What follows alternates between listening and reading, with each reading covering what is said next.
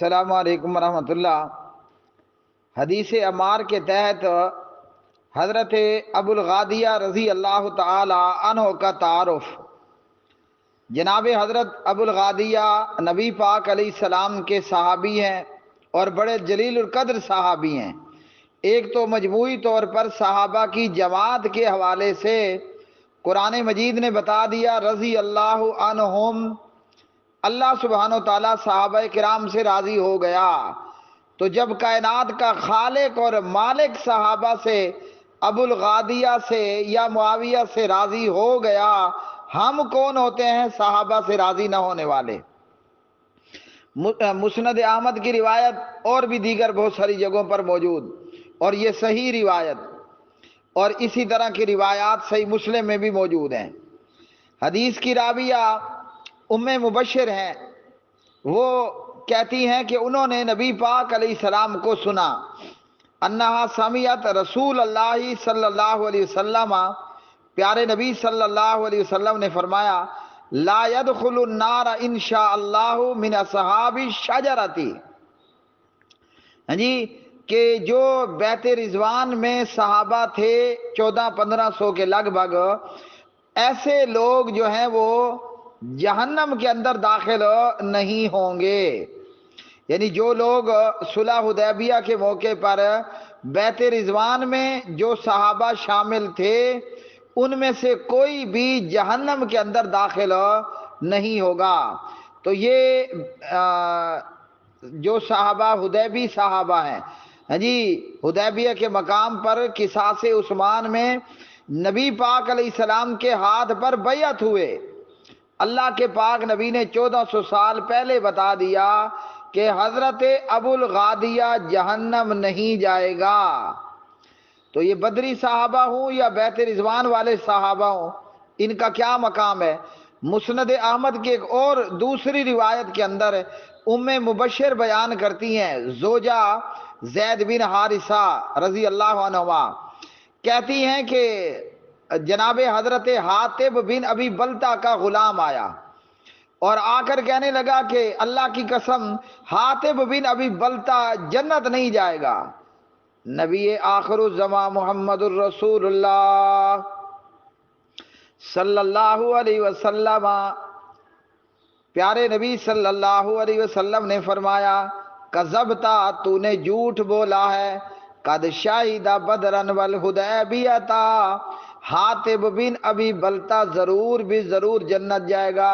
اس کے جنت جانے کا سرٹیفکیٹ کیا ہے کہ یہ بدری صحابی ہے، بیت رضوان میں شامل ہونے والا صحابی ہے۔ تو ام مبشر کی اس روایت میں نبی پاک علیہ السلام نے ان 14 اور 1500 صحابہ کا جنتی ہونا کنفرم کر دیا۔ ویسے تمام صحابہ جنتی ہیں رضی اللہ عنہم، ان بدری اور بیت رضوان والے صحابہ کے جنتی ہونے پر خاتم الانبیاء محمد الرسول اللہ صلی اللہ علیہ وسلم نے مہر نبوت لگا دی۔ یہ تو پکے پکے جنتی ہیں، جیسے عشرہ مبشرہ پکے پکے جنتی ہیں نا، تو پیارے نبی نے حضرت ابو الغادیہ پر مہر ثبت کر دی کہ ابو الغادیہ تو جنتی ہے ہی ہے۔ کیوں جنتی ہے؟ کہ یہ بیت رضوان میں شامل ہونے والے صحابہ ہیں، جیسے حاتب بن ابی بلتہ بدری اور حدیبی صحابیہ ہیں، تو اسی طرح ابو الغادیہ بھی حدیبیہ میں بیت رضوان میں شریک ہونے والے صحابہ کرام میں سے ہیں۔ اب اس کے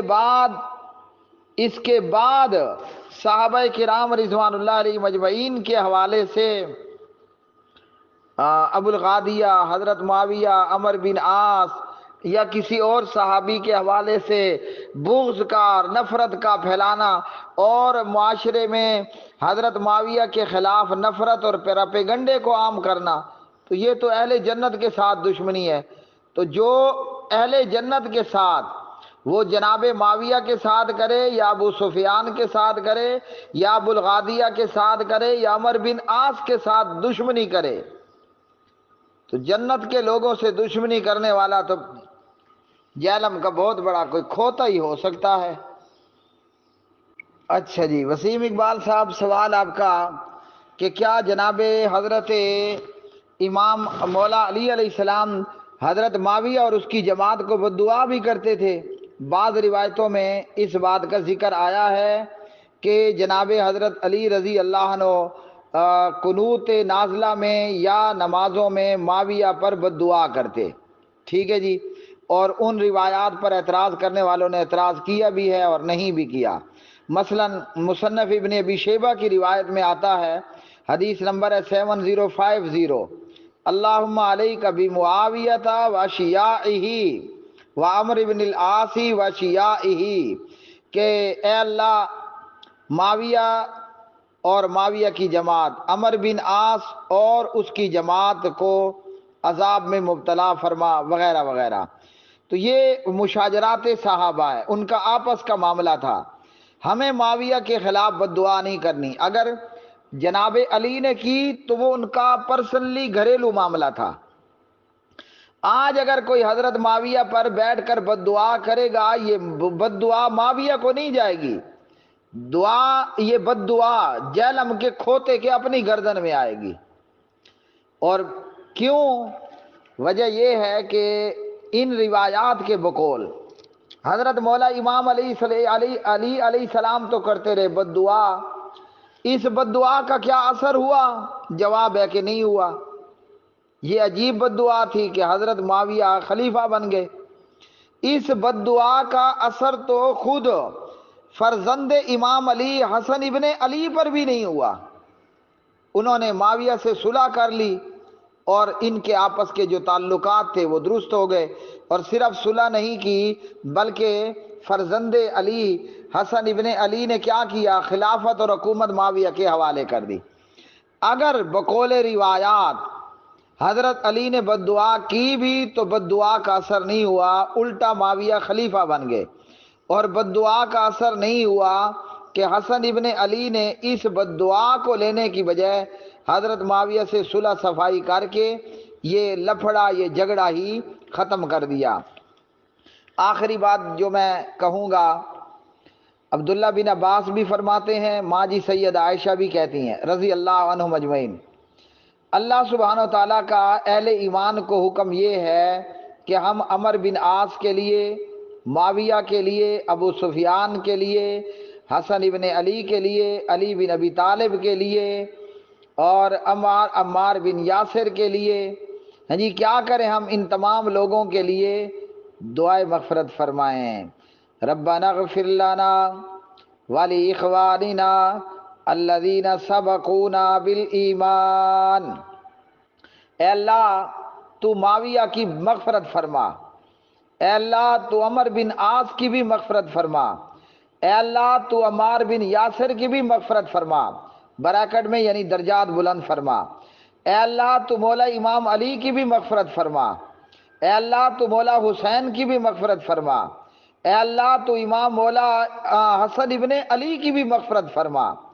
تو قرآن کریم سورۃ الحشر کا ہمیں حکم ہے کہ ہم معاویہ اور ابو الغادیہ اور عمار اور علی اور حسن اور عمر بن عاص صحابہ کے لیے دعائے مغفرت کریں. ہاں جی ہم ان کے لیے دعائے مغفرت کریں. اور اتنا ہی نہ ہو، وَلَا تَجْعَلْ فِي قُلُوبِنَا غِلًّا لِّلَّذِينَ آمَنُوا رَبَّنَا إِنَّكَ رَءُوفٌ رَحِيمٌ. ہمارے دلوں میں صحابہ کے تعلق سے، عمار کے تعلق سے، علی کے تعلق سے، حسن حسین کے تعلق سے، عمر بن عاص کے تعلق سے، معاویہ اور ابو الغادیہ اور ابو سفیان کے تعلق سے کسی قسم کی کوئی نفرت نہ ہو. وآخر